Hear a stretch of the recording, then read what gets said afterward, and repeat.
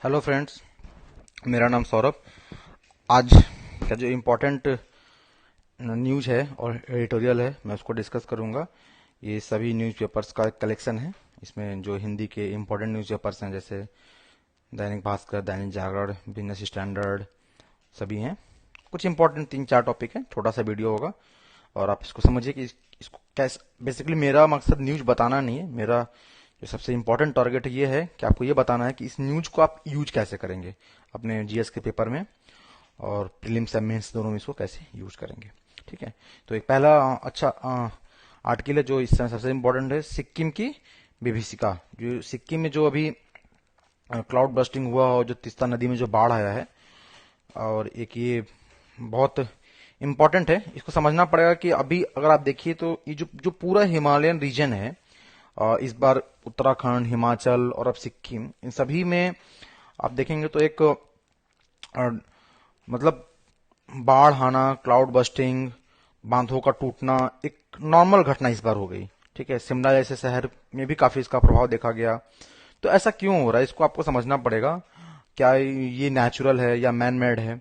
ठीक है, तो हम ये कह सकते हैं कि बरसात होना या बाढ़ आना वो नेचुरल है, लेकिन इसका जो इफेक्ट हो रहा है वो मैन मेड है। ठीक है, हमने क्या किया कि वहां पे जिस तरीके से अ, अचानक से हमने टूरिज्म इंडस्ट्री और रोड बनाना है, जैसे कि यहाँ पे प्रॉब्लम जो आया है एक सिक्किम में, NH10 बन रहा था और बहुत सारे प्रोजेक्ट थे जो चल रहे थे।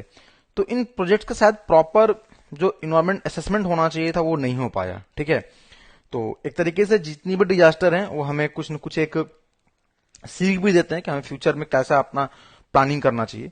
तो इससे आप 2-3 चीज आपको सीखना पड़ेगा कि जैसे कि इसमें इंपॉर्टेंट टॉपिक मैंने कल भी बताया था कि एक तो आप सिक्किम के जो पूरी मैपिंग है तीस्ता रिवर की, वो एक बार देख लीजिएगा, वो इंपॉर्टेंट है। ठीक है, और इसको ये समझना है कि ये अगर क्वेश्चंस मेंस में आएगा तो वो डिजास्टर से पूरे हिमालयन रीजन से जोड़ के आएगा, किसी एक घटना से नहीं आता है, पूरे हिमालयन रीजन से जोड़ के आएगा। तो उसको देखिएगा। और ये जो मैं पीडीएफ है इसको मैं टेलीग्राम ग्रुप में शेयर कर दूंगा, आप वहां इसको देख सकते हैं। ठीक है, अब बिजनेस स्टैंडर्ड में भी यही न्यूज है, तीस्ता की अनदेखी का नतीजा है आपदा। मतलब जो भी एडिटोरियल है, जो भी सब लोग का यही कहना है कि ये मैनमेड ज्यादा है, नेचुरल से मैनमेड ज्यादा है। जैसे देखिए, इसने बताया है कि हाल में करीब 13,000 करोड़ रुपए की लागत से बना तीस्ता 3 पन बिजली परियोजना का 60 मीटर ऊंचा बांध महज 10 सेकंड में अचानक आए बाढ़ के पानी में पूरी तरह बह गया। अब समझिए कि ह्यूमन लाइफ्स को तो लॉस हो ही रहा है, सबसे जो इंपॉर्टेंट है कि हम जो वहां पे इंफ्रास्ट्रक्चर तैयार कर रहे हैं उसके अनुकूल नहीं है, तो उसको भी नुकसान हो रहा है। मतलब 13,000 करोड़ का हमने इन्वेस्टमेंट करके एक प्रोजेक्ट बनाया और वो 10 सेकंड में बह गया, तो सोचिए कितना इकोनॉमिकल लॉस भी है। तो हमको ये सोचना पड़ेगा कि एक, जैसे हम एथिक्स में एक चीज पढ़ते हैं कि इन्वायरमेंट, एथिकल इशू में पढ़ते हैं कि इन्वायरमेंट वीएस डेवलपमेंट, इन दोनों में कैसे हमको बैलेंस करना है। ये एथिक्स का भी एक क्वेश्चन है। उसके अलावा ये गवर्नेंस का भी, ये गवर्नेंस का क्वेश्चन पूरी दुनिया के सामने एक बहुत बड़ा क्वेश्चन है कि हम डेवलपमेंट को प्रायोरिटी दें या इन्वायरमेंट को प्रायोरिटी दें। ठीक है, और इन दोनों में दोनों ही इंपॉर्टेंट है और दोनों को हमको बैलेंस करके चलना है। ठीक है, लेकिन और ये बैलेंस जहां जहां भी बिगड़ रहा है उसका प्रभाव हमको दिख रहा है पूरी दुनिया में। ठीक है, चाहे यूरोप में हो, अमेरिका में हो, अफ्रीका में हो, इंडिया में हो, हर जगह इसका प्रभाव दिख रहा है। लेकिन जो कुछ इको सेंसिटिव जोन, जिसको हम बोल सकते हैं कि जो ऐसे जोन में इसका इफेक्ट ज्यादा दिखा था, जैसे हिमालयन रीजन हो सकता है, कोस्टल रीजन हो सकता है जहां साइक्लोन ज्यादा आते हैं, तो इस चीज को हमको समझना पड़ेगा कि वहां के लिए हमको इन्वायरमेंट इम्पैक्ट असेसमेंट को समझना पड़ेगा। तो एक टॉपिक हमारे इन्वायरमेंट में ये भी है कि इन्वायरमेंट इम्पैक्ट असेसमेंट, उसको भी एक बार आप रिवीजन कर लेंगे तो अच्छा रहेगा। देखिए क्या है कि न्यूज जो हम देखते हैं, न्यूज मैंने कल ही बताया था कि वैल्यू एडिशन का काम करता है और उसके साथ हमको और भी टॉपिक देखना चाहिए। ठीक है, तो इस न्यूज को भी आप एक बार पूरा देखिएगा। मेरा काम है पूरा न्यूज आपको पूरा डिटेल्स में डिस्कस नहीं करना है, छोटा सा वीडियो होगा, मुझे आपको हाईलाइट करना है कि आपके लिए आज के लिए क्या इंपॉर्टेंट है। ठीक है, तो इस न्यूज को भी आप देख लीजिएगा, दोनों एक ही साथ है। ठीक है, नेक्स्ट न्यूज है पीएलआई योजना की होगी समीक्षा। पीएलआई आप जानते हैं प्रोडक्टिव लिंक्ड स्कीम है, सॉरी प्रोडक्शन लिंक्ड स्कीम है। ठीक है, तो ये एक बहुत ही इंपॉर्टेंट स्कीम है और इस स्कीम के बारे में आपको पूरा डिटेल में पता होना चाहिए। उसके अलावा मेंस के पॉइंट ऑफ व्यू से सबसे इंपॉर्टेंट ये है कि इस स्कीम का इफेक्ट एमएसएमई पर, बड़े इंडस्ट्री पर, सभी पर आपको इसके इफेक्ट को एक बार देखना है कि इसका इफेक्ट क्या हो रहा है। ठीक है, तो इसके एक बार डिटेल में सोचिएगा। अगर आप सोचेंगे तो ये अच्छा होगा कि जो एमएसएमई पे इसका क्या इफेक्ट हो रहा है, कहीं ये एमएसएमई के लिए नेगेटिव तो नहीं है, लार्ज इंडस्ट्री के लिए क्या है, और मैन्युफैक्चरिंग सेक्टर में क्या सही में इसका फायदा हो रहा है या हम केवल असेंबलिंग की ही तरफ जा रहे हैं। जैसे कुछ दिन पहले रघुराम राजन ने कहा था कि हम पीएलआई स्कीम में हम अपने से प्रोडक्शन नहीं कर रहे हैं बल्कि हम असेंबलिंग पे ज्यादा फोकस कर रहे हैं। और असेंबलिंग जो होता है, असेंबलिंग मैन्युफैक्चरिंग का एक केवल पार्ट है, ये प्योर मैन्युफैक्चरिंग नहीं है। प्योर मैन्युफैक्चरिंग का मतलब ये होता है कि पार्ट्स हम अपने यहां खुद बनाएं। और पीएलआई में कई कंपनियों को इसीलिए इसका फायदा नहीं दिया गया क्योंकि उन्होंने क्या किया कि चाइना और दूसरे कंट्रीज से पार्ट्स को मंगा के यहां पे असेंबलिंग करना स्टार्ट कर दिया। ठीक है, तो इसमें कई इशू हैं और इसी सबका एक अभी सितंबर के बाद अक्टूबर में इस न्यूज में है कि गवर्नमेंट इसकी समीक्षा करेगी। ठीक है, कि योजना कैसा चल रहा है, इसका क्या प्रभाव है। तो अक्टूबर में जब इसका रिपोर्ट आएगा तो वो रिपोर्ट भी इंपॉर्टेंट होगा।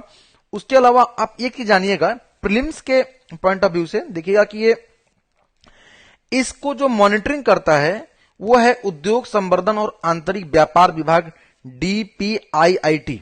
ठीक है, ये इस पूरे परियोजना को मॉनिटरिंग करता है। ठीक है, तो ये आपको जानना चाहिए। और ये लगभग 14 मिनिस्ट्री या 14 मिनिस्ट्री इसके अंडर में आती हैं। ठीक है, मतलब 14 सेक्टर इसके अंडर में आते हैं। ठीक है, जिसके लिए दिया जाता है, उसमें सबसे इंपॉर्टेंट है आपका इलेक्ट्रॉनिक मैन्युफैक्चरिंग है। और उसके अलावा फिर देखिए यहाँ पे क्या क्या है कि खाद्य प्रसंस्करण उद्योग भी इसके अंदर आता है। तो ये सब आपको एक बार देखना पड़ेगा। लेकिन इसमें क्या हुआ है कि जैसे कुछ सेक्टर इसका बहुत ज्यादा फायदा उठा ले रहे हैं, जैसे कि स्पेशली इलेक्ट्रॉनिक इंडस्ट्री। तो आप देखेंगे कि इलेक्ट्रॉनिक इंडस्ट्री में मोबाइल का हमारा एक्सपोर्ट भी काफी बड़ा है। ठीक है, तो ये सब चीज को एक बार आप डिटेल्स में देखिएगा। अगर आप लोग बोलेंगे तो एक पीएलआई पे हम पूरा वीडियो भी बना देंगे। ठीक है, और नेक्स्ट चलते हैं। एक बड़ा आप कह सकते हैं कि छोटा सा आर्टिकल था, लेकिन मुझे अच्छा लगा एक एग्जांपल देने के लिए, तो मैं बता रहा हूं आपको कि जैसे ये है कि कृत्रिम बुद्धिमत्ता ने चिंता बढ़ाई। एआई का यूज कैसे पॉजिटिव और नेगेटिव दोनों हो सकता है, एक बॉलीवुड भी उसका एग्जांपल है। जैसे आपको पता होगा कि हॉलीवुड में जो राइटर्स हैं वो काफी दिनों से स्ट्राइक पे गए हुए हैं इसी के अपोज में, क्योंकि उनको डर है कि एआई के आने से उनका काम छीन जाएगा। और ऐसा ही असर बॉलीवुड पे देखा जा रहा है। तो ये न्यूज मेरा देने का मतलब ये था कि आप एक एग्जांपल आपको यहां से मिलेगा कि कैसे सभी इंडस्ट्री पे एआई का प्रभाव पड़ रहा है। तो इसको पढ़िएगा और ये इंटरेस्टिंग है, आपको अच्छा लगेगा जान के कि एआई का बॉलीवुड पे पॉजिटिव और नेगेटिव दोनों इफेक्ट है। ठीक है, तो इन दोनों और ये दोनों जो इफेक्ट है वो सभी इंडस्ट्री पे है। तो उसको थोड़ा सा भी एनालिसिस करेंगे तो आपको बहुत अच्छा लगेगा और ये आपको पता होना चाहिए। ऐसे अगर आप एग्जांपल्स देंगे, अलग तरह के एग्जांपल्स देंगे, तो आपके मार्क्स नो डाउट बढ़ेंगे मेंस में। ठीक है, और एक लास्ट है ये जनसत्ता से, ये आपको पढ़ना चाहिए। इससे क्या होगा कि आपका जो राइटिंग स्किल है वो भी इंप्रूव होगा, भाषा भी आपका काफी अच्छा होगा। ठीक है, और ये एथिक्स के लिए बहुत हेल्पफुल है, जीएस4 के लिए काफी हेल्पफुल है। ठीक है, तो इसको आप पढ़िएगा एक बार, मैं पीडीएफ शेयर कर रहा हूं टेलीग्राम ग्रुप में, आप जाकर पढ़िएगा कि अकेलापन अनचाहा मेहमान।